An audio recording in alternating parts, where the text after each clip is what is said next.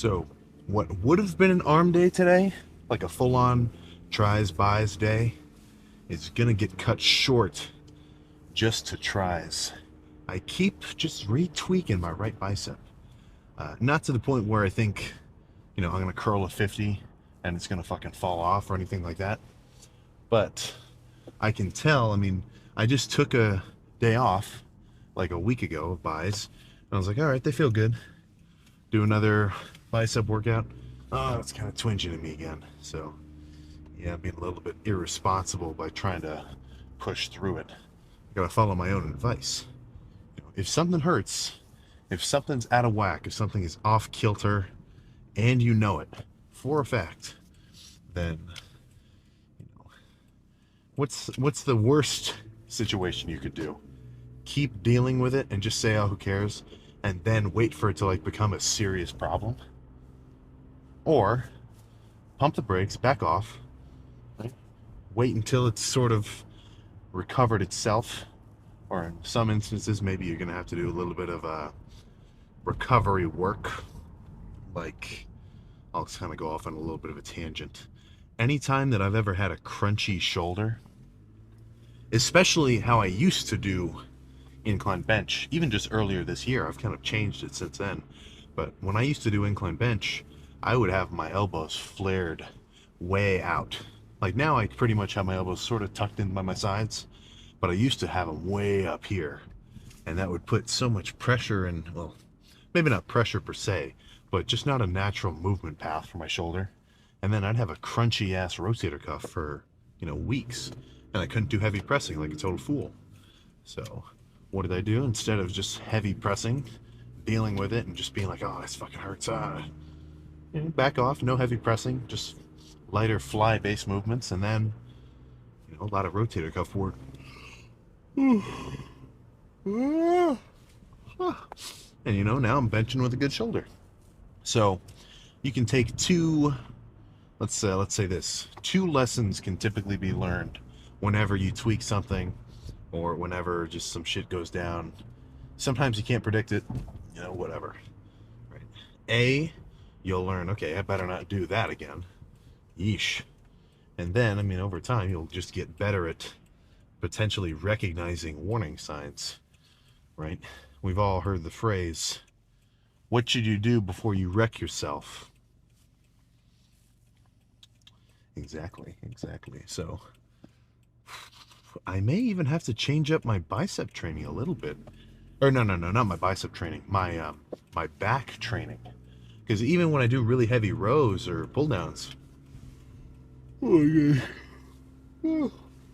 sometimes my bicep does come into play, as even though it's only a secondary muscle. So I might have to chill out on any kind of back movements which activate my biceps too much, or maybe just go a little bit lighter so I can only have my back activate. But I gotta make sure for the next, well, as long as it takes for it to get back to 100%, that I don't re-tweak it or do any further damage. But, don't fall out of your seat. It's I don't think my bicep's gonna come off. But I think if every day or every arm day I tried to push it, and I tried curl in 70s and 80s every bicep day without backing off, because I know it's kind of, I don't want to say fucked up, but compromised. After a couple lifts like that, I think I could be in, let's call it, a predicament.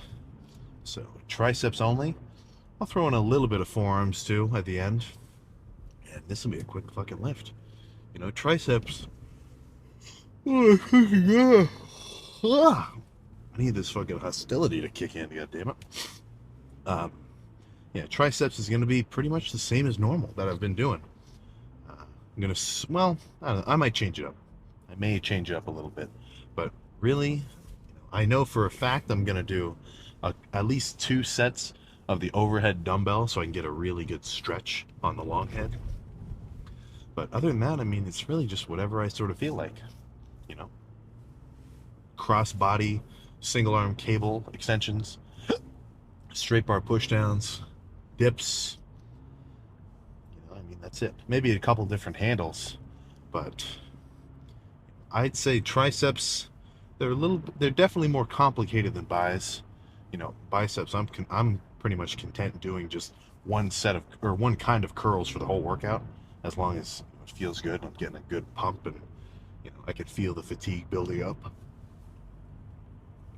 Oh my goodness! But tries, apart from those overhead dumbbell extensions, single arm, which I am adding specifically because of the stretch that it gives me. Other than that, I can really kind of just do whatever I think is going to be good.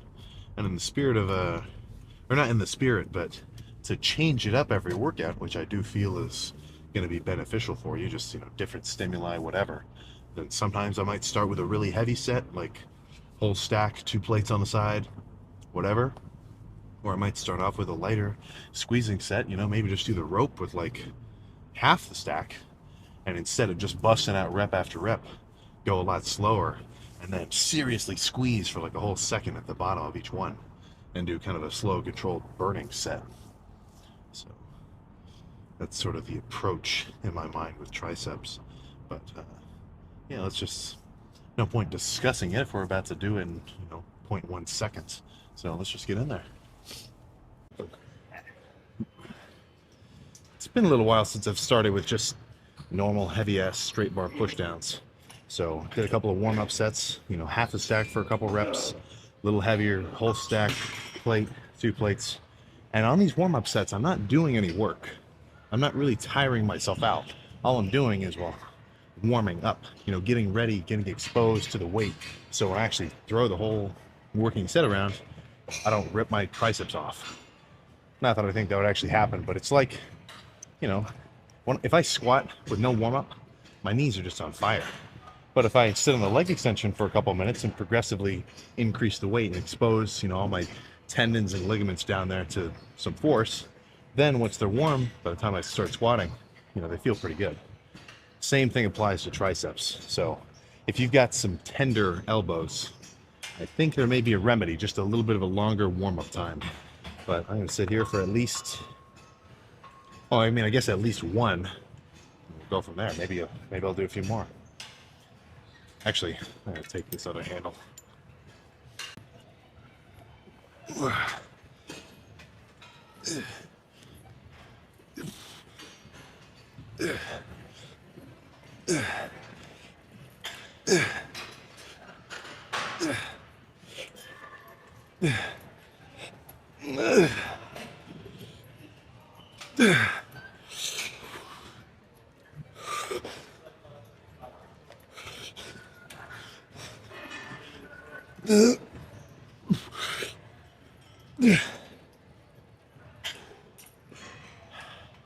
Yeah, one more like that.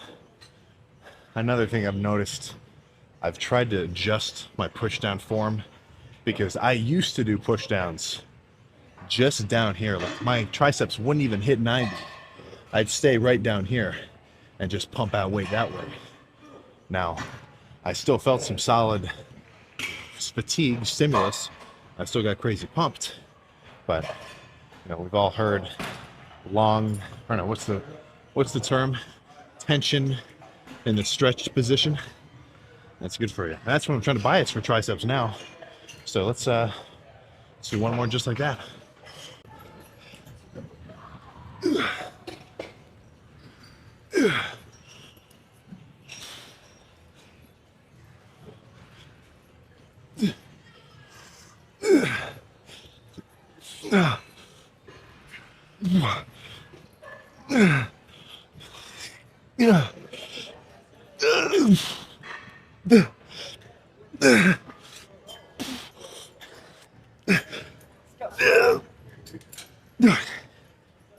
Oh, fine. All right. That's enough here. Let's do the overhead dumbbell. I think, yeah, the 50s will be good for this. No need to do like an astronomical amount of weight. All right. Apart from the fact that it's kind of a funky movement to have your arm way up here with a weight behind your head, I will give you this word of warning.